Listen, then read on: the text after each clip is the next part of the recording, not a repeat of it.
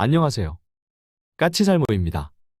오늘은 해병대에 K1A2 전차가 배치되었다는 사실을 이야기할까 합니다. 아마 아는 분들은 아셨겠지만 모르는 분들도 많았으리라 봅니다. 해병대는 과거부터 꾸준히 K1 전차보다 화력이 높은 전차를 요구하고 있었습니다. 그 이유는 상륙작전을 해야 하는 해병대이기에 육군보다 훨씬 예측하기 힘든 상황에 맞닥뜨리기 때문입니다. 실제로 육군 같은 경우는 실질적으로 북한의 전차와 마주쳐서 전차전을 할 것으로 예상되는 건 7군단뿐이고 그렇기에 흑표를 전부 7군단에 몰아주었죠. 그 밖에 여타 부대들은 북한의 전차, 특히 성군호나 천마호 같은 북한의 최신 전차와 만날 일이 없다고 해서 105mm 포를 가지고 있는 K1 이원만을 배치한 상태입니다. 그나마도 북한 전차와 만날 일이 거의 없다고 해서 105mm 신형탄도 도입하지 않고 있으며 개량 사업에도 화력 강화는 전혀 고려하지 않고 있습니다. 실질적으로 보병부대의 K1 이원은 보병부대 화력지 원형이나 평양이 아닌 여타 소도시에서의 시가전만을 상정하고 있는 겁니다. 그래서 주로 시가전 능력 향상 등에 대해 개량만을 하려 하고 있습니다. 그러나 해병대는 특히 해병 1사단은 상륙 과정 중에 북한의 전차를 비롯한 아주 여러 가지 적과 조우할 가능성이 높고 그래서 해병대는 오래전부터 T-80 전차라든가 K1A2 전차 등을 요구하고 있었습니다. 그러나 역시 항상 우선순위에서 밀리던 해병대였기에 해병대의 그런 전차들은 돌아가지 않았죠. 심지어 상대적으로 조기 퇴역이 예상되었던 T-80조차도 육군의 겁으로 인해서 배치되지 못했습니다. 그런데 드디어 해병대의 K1A2 전차가 배치되었습니다. 아마 여러분들도 아실 겁니다. 지금 우리가 흑표 전차의 3차 양산을 하고 있고 4차 양산을 준비 중이라는 걸요. 그리고 이 전차들은 7군단에 집중적으로 배치되게 되죠. 그래서 지금 7군단, 특히 맹호부대, 수기사에서 운용 중이던 K1A2 전차가 어디로 갈지를 생각들 하셨을 거예요. 네, 이 전차가 바로 해병대에 배치된 겁니다.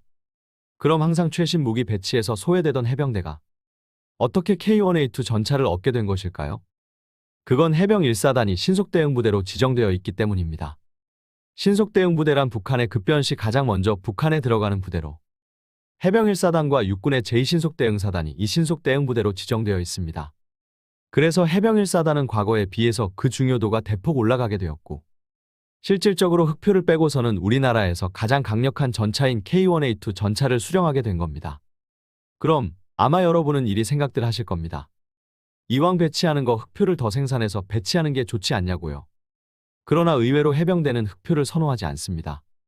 왜냐하면 흑표가 K1 계열에 비해서 무게가 무겁기 때문입니다. 특히 모든 장비를 해상으로 운반해야 하는 해병대 입장에서는 무게 증가는 상당히 민감한 부분이고 그래서 지금까지도 해병대는 흑표를 요구한 적이 없습니다. 그에 반해서 상대적으로 무게가 가벼운 T-80이나 K1A2 전차 등을 원했던 거죠. 그리고 드디어 해병 1사단에 120mm 주포를 가진 K1A2가 배치되게 된 겁니다.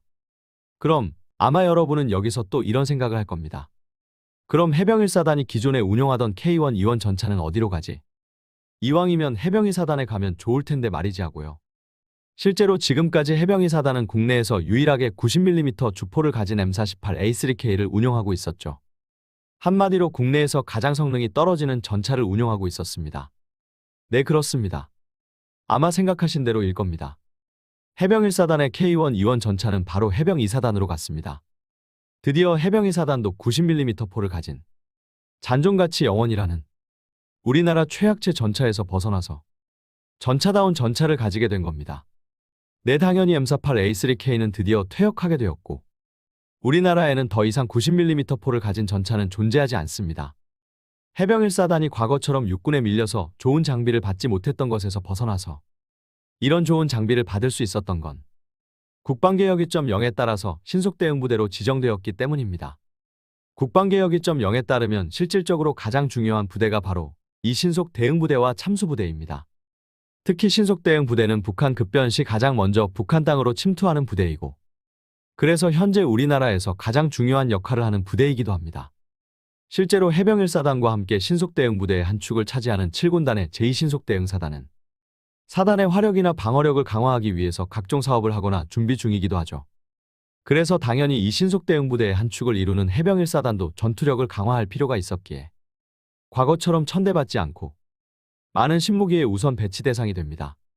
실제로 상륙장갑차에 새로운 RCWS를 올린 사업도 이 일환으로 이루어졌고 심지어는 이미 해병1사단에는 차륜형 장갑차도 배치되어 있는 상태입니다.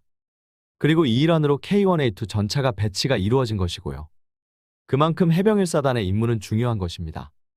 해병1사단은 신속대응부대의 일환으로 북한 급변 시 제2신속대응사단과 함께 가장 먼저 북한으로 들어가는 부대로서 그로 인해서 우리 군은 이 해병1사단의 단독 상륙작전 능력을 높이고 있기도 합니다. 솔직히 저는 정치 이야기를 하기 싫어하지만 이 해병1사단의 미군이 빠진 단독 상륙작전을 현 정부에서는 너무 정치적으로 해석하는 것 같다는 느낌을 강하게 받았습니다. 우리 군은 북한 급변 시 해병1사단의 단독 상륙이 가능하게 하기 위해서 지금까지 여러 차례 미군이 빠진 단독 상륙 훈련을 해왔는데 현 정부에서는 이걸 너무 정치적으로 봐서 현 정부 들어서자마자 바로 미 해병대와의 공동 상륙 훈련을 하더군요. 이게 과연 정치적으로 볼 문제인지 저는 의문이 들고요. 해병1사단이 단독 상륙작전을 준비한 이유는 북한 급변 시 미군이 도착하기도 전에 북에 대한 작전의 일환으로 제2신속대응사단의 북한에 대한 전개와 그리고 우리 해병1사단의 북한 지역에 대한 상륙이 이루어지기 때문이지. 미군을 배제하고 철수시키겠다는 그런 개념이 아닙니다. 솔직히 그로 인해서 이제는 해병1사단이 미 해병대와 공동 상륙을 할 가능성도 지금은 거의 없고요. 실제로 우리나라가 단독 상륙을 함에 있어서 가장 부족한 부분은 상륙작전 그 자체가 아닌 바로 상륙 후 후속 군수 지원이 더 문제가 되기도 했습니다.